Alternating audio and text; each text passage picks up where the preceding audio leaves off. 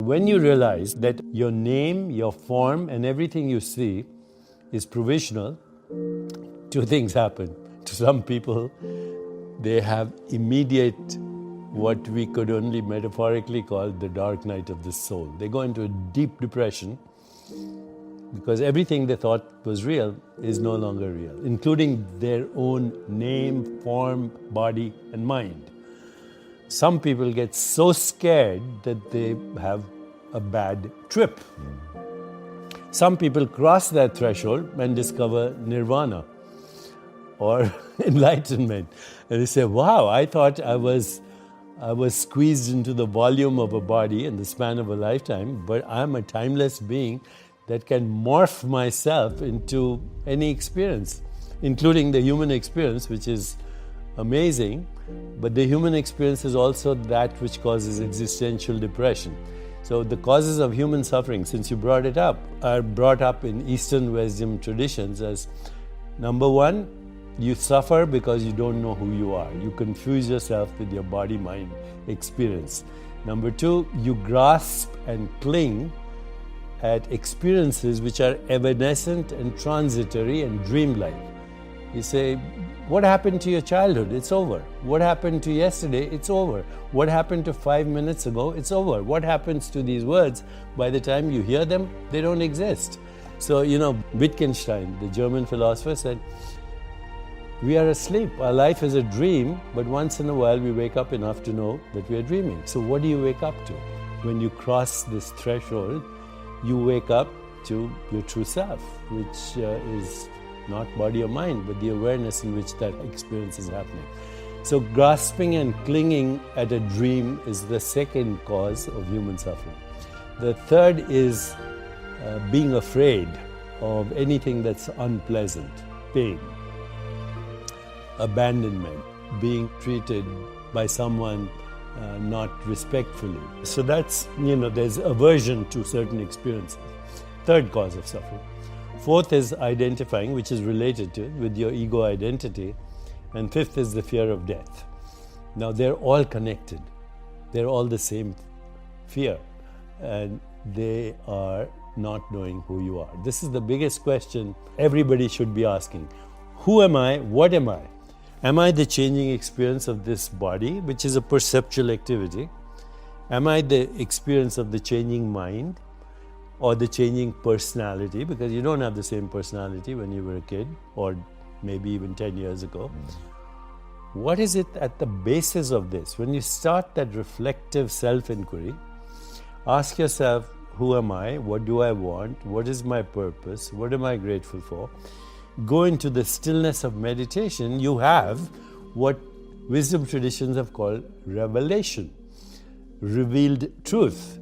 Now, that sounds very grand. I would say just call it insight. Meditation, mindfulness, awareness of body, awareness of mind, awareness of mental space, awareness of the web of relationship, awareness with that which we call the universe. It leads you ultimately to the awareness of awareness. And when you discover that, that's nirvana.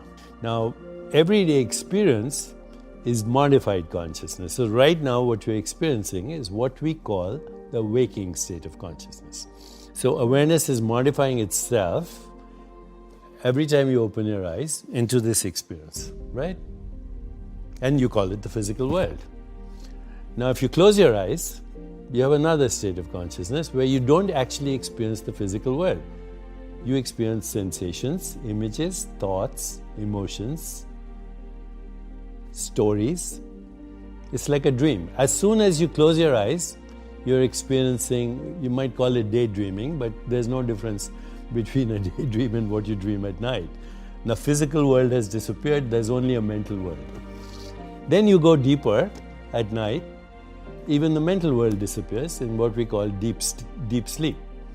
Now that is the highest intelligence, by the way, because in deep sleep, there's unconscious processing going on, there's creativity going on, there are correlations being made, there are toxins being removed, there's a whole resetting of your memories and consolidation of that. So in deep sleep, even though there is no experience of a physical or a mental world, It's a very intelligent, highly correlated state in which unconscious processing is occurring. Memories are being consolidated. Imagination is being refined, etc., even though you have no conscious experience. So think of these three states metaphorically, like you would think of water becoming ice as the physical world, water as water, fluid, dreamy, water as vapor, even more dreamy and fluctuating and ambiguous and contradictory and difficult to grasp. But if you want a little bit beyond that, I'm speaking metaphorically, you'd end up with what is called the quantum vacuum, which is the fundamental ground of existence according to science. But you can do that subjectively. You can move from the physical world to the dream world, to the sleep world, and beyond to what is called fundamental consciousness, which is the source of all knowing, all experience. In wisdom traditions, it's called undifferentiated consciousness. So what is reality? What we call reality, what today's science calls reality, comes under the heading of naive realism. Einstein was a naive realist. And I'm not saying this in a derogatory fashion. It's a word in the science of philosophy.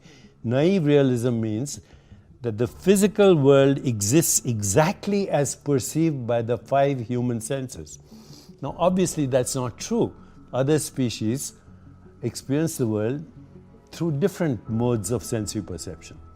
The second aspect of naive realism is that the physical world, as perceived by the five human senses, would exist even if no one was observing it. Well, how do you prove that?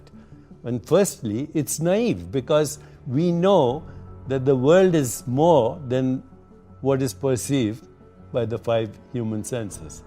So this leads us to a solution actually of the hard problem of consciousness, which is get rid of the idea that the world is physical.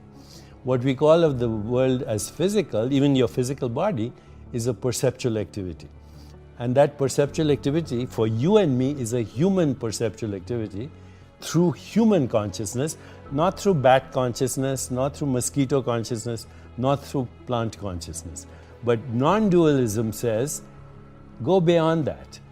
There is only one consciousness that is differentiating, undifferentiated consciousness, differentiating into these different species of consciousness that form a matrix of conscious beings that are collectively projecting this universe. I don't think consciousness, being formless and infinite, is subject to either birth or death. This is a vacation we are having on planet Earth right now, and so might as well enjoy it.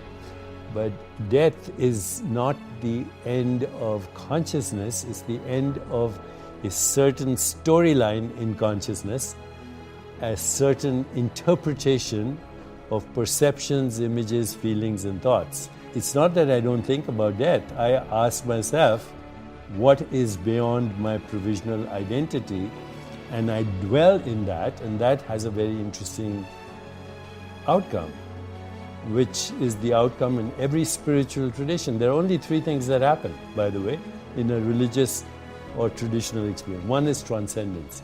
You know that you are not an entity in space and time, that your true self is formless, infinite, unbounded, borderless, unfettered, free consciousness, number one. Number two, you have the emergence of what usually are referred to as Platonic truths: goodness, beauty, harmony, love, compassion, joy, equanimity. And number three, loss of the fear of death. There's nothing more important than having those three experiences, and they've been part of every wisdom tradition for thousands of years. Love is not a sentiment. Love is not an emotion. Love is the ultimate truth at the heart of creation, which is unity consciousness. One consciousness differentiating into infinite modes of experience, infinite knowers, infinite modes of knowing, infinite phenomena known, all generated within the oneself. Just like when you were just a fertilized ovum, you were one cell, stem cell, pluripotential cell. It became eyes, it became nose, it became fingernails, it became heart, it became brain. So that one cell differentiated into all these different cells, each with its own modality of experience.